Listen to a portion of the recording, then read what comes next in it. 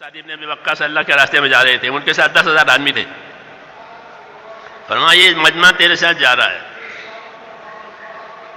ان کو خیر کے کاموں کا عادی بنانا، یہ سبق ہے آئندہ اللہ کے راستے والوں کے لیے کہ وہ اللہ کے راستے کی محنت کرتے کرتے اپنے ان کاموں کے عادی بن جائیں، انہیں کوئی بوجھ ہی نہیں ہے۔ جیسے عادت کی چیزیں سہولت سے ہو جاتی ہے، نہیں ملتی تو تلاش کرتے ہیں، تو یہ ضروری ہے، یہ ہر کام کے ہم عادی بنیں۔ ہاں، دعوت یہ تو اعمال کے مجموعے کا نام ہے، دین بھی اعمال کے مجموعے کا نام ہے۔ دین اس میں بہت سارے اعمال ہیں، فرائض بھی ہیں، واجبات بھی ہیں، حرام سے بچنا بھی ہے، جی ہاں، اخلاق بھی ہے، اخلاص بھی ہے، بہت چیزیں ہیں، سب مل کر کے دین بنا۔ ایسا یہ تبلیغ بھی، یہ بھی اعمال کے مجموعے کا نام ہے، بہت سارے اعمال مل کر کے یہ دعوت بنی، خالی بیان کرنے کا نام یا تشکیل کرنے کا نام نہیں ہے، بہت سارے اعمال ہیں۔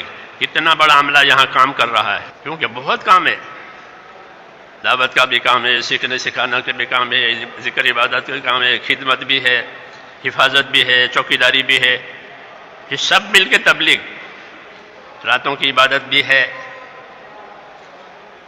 ایک چیز کا نام نہیں ہے کہ بھئی بیان ہو گیا اور تشکیل ہو گیا، جلسہ اجتماع ہو گیا، یہ اعمال کے مجموعے کا نام۔ مولانا اللہ صاحب فرماتے ہیں کہ دین تو اعمال کے مجموعے کا نام ہے، پیدا ہونے سے لے کر موت تک کچھ اعمال دیے گئے ہیں، یہ ہے۔ اور حضرت عمر رضی اللہ عنہ اس کے بارے میں یہ فرماتے تھے کہ اپنے آپ کو خیر کے کاموں کے عادی بناؤ، کہ پھر اس کے کوئی محنت ہی نہیں کرنی پڑے، ہم اس کے عادی ہیں، محنت کرتے کرتے یہ چیز عادت میں آ جاتی ہے۔ تو میں نے کہا شکر کرنا چاہیے کہ اللہ نے آپ کو آگے بڑھایا ہے، اور اپنے آپ کو اس کام کے عادی بنائیں کہ یہ کام ہمارے اوپر بوجھ نہ رہے، بلکہ یہ کام ہماری زندگی کا کام بن جائے۔ ہاں، یہ زندگی کا کام بنے۔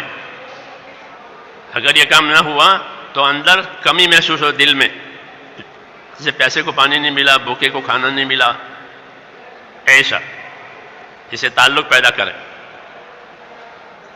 عادی بنے اس کا، یہ ہدایت ہے ہم کو۔ ایک بات اور یاد رکھنی ہے کہ اللہ نے جو جان اور مال کی طاقت ہم کو دی ہے، یہ ہماری اپنی نہیں ہے، یہ اللہ کی دی ہوئی امانت ہے۔ جان کی طاقت، ہاتھ، پاؤں، دل، دماغ، آنکھیں، سب بدن، یہ جانی طاقت کہلاتی ہے، یہ نعمت ہے۔ آدمی تندرست ہے، اس میں طاقت ہے، بڑی نعمت، کسی کا محتاج نہیں ہے، تو یہ بڑی نعمت۔ ایسے ہی مال، یہ دونوں چیزیں اللہ تعالیٰ اپنے بندوں کو دیتے ہیں، کسی کو کم، کسی کو زیادہ۔ عمر کسی کو کم دی، کسی کو زیادہ دی، مال کسی کو کم دیا، کسی کو زیادہ دیا۔ کم زیادہ دینا تو حکمت کی وجہ سے ہے، یہ نہیں کہ اللہ تعالیٰ کے ہاں اس کا کوٹا ختم ہو گیا ہے کہ اب ہے نہیں، آئندہ کوٹا آئے گا تو ملے گا، ایسا نہیں ہے، بلکہ فرمایا ہمارے پاس تو ہر چیز کے خزانے ہیں، ہم دنیا میں ایک خاص مقدار سے اس کو اتارتے ہیں۔ تو جانی اور مالی طاقتیں جو دی ہے، یہ بڑی نعمت ہے، اور جس طرح یہ نعمت ہے اسی طرح یہ جانی مالی طاقت اللہ کی امانت بھی ہے، ہماری اپنی نہیں ہے، اللہ کی امانت ہے۔ ہاں، بدن کی تندرستی ہو کہ اللہ کی امانت ہے، مال ہو کہ اللہ کی امانت ہے، اولاد ہے کہ اللہ کی امانت ہے۔ یہ کسی ذمہ داری کے پورا کرنے کے لیے دی ہے، ہاں، شوق پورا کرنے کے لیے نہیں دی ہے، عیش کرنے کے لیے نہیں دی ہے، گناہ کرنے کے لیے نہیں دی ہے، امانت ہے۔ حکومتیں اپنے کارکنوں کو بہت سی چیزیں گاڑیاں بھی دیتے ہیں، موٹر سائیکل بھی دیتے ہیں، تو وہ سیر کرنے کے لیے، شکار کرنے کے لیے نہیں، بندوق بھی دیں گے تو شکار کرنے کے لیے کہ نہیں، حکومت کے کام کے لیے دی ہے۔ جو بھی چیز ان کے پاس ہے حکومت کی، وہ حکومت کے کام کے لیے۔ ہاں، مولانا اللہ صاحب رحمۃ اللہ علیہ فرماتے تھے کہ مسلمان کی زندگی سپاہی کی زندگی، سپاہی کے بعد جو کچھ ہے وہ سرکاری ہے، وہ سرکاری کام کے لیے ہے، حکومت کا ہے، حکومت کے کام کے لیے اس کے پاس ہے، اس کو حکومت کا ہی کام کرنا ہے، دوسرا کام وہ نہیں کر سکتا۔ ایسے مسلمان کہ مسلمان کو جو چیزیں دی ہے وہ اسلام کے لیے دی ہے، دوسرے کام کے لیے نہیں دی ہے.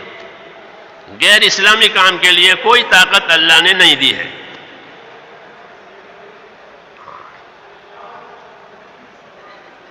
تو یہ ہمارا مزاج بنے کہ ہم ایک اللہ کی امانت، جان اور مال، یہ بھی امانت، اور اس سے بڑی امانت اللہ کا دین.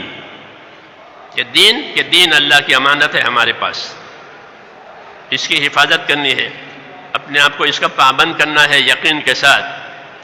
اس لیے کہ جب کام ختم ہو جائے گا تو اس کا حساب آئے گا، اور فرشتہ قبر میں پوچھے گا کہ ماں دینوں کا، آپ کا دین کیا ہے بتائیے، کس دین پر رہے، کس دین پر مرے، اپنا دین بتاؤ.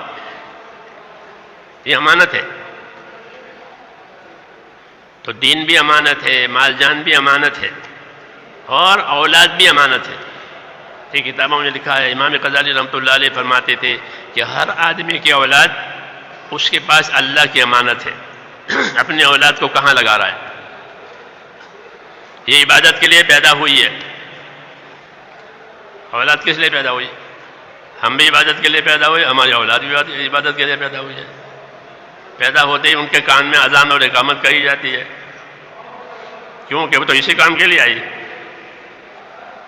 کہ اسی کانوں میں کہ اذان اور اقامت کا ہو. سنت ہے ہماری اسلام میں کہ اپنے اولاد پیدا ہو تو اس کے کانوں میں اذان اور اقامت کا ہو، اس کا اچھا نام رکھو،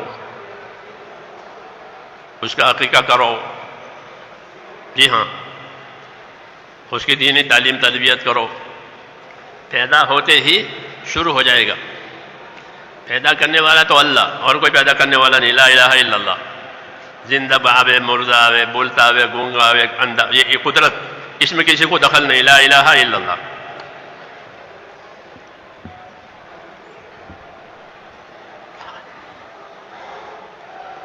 جب پیدا ہو گیا تو محمد الرسول اللہ. اب محمد الرسول اللہ والی لائن چلے گی. ہاں، پیدا ہوتے ہی وہ کیا کہ اس کے کانوں میں اذان کہو، اقامت کہو، اچھا نام رکھو، بولنا سیکھے تو اس کو لا الہ الا اللہ سکھاؤ. جی ہاں، لڑکے کو لڑکے کے کپڑے پہناؤ، لڑکے کو لڑکے کے کپڑے پہناؤ. شروع ہو جائے گا. ہاں، محمد رسول اللہ. یہ پیدا ہوتے ہی شروع ہو جائے گا. کہاں تک؟ کہ قبر میں اتارنے تک.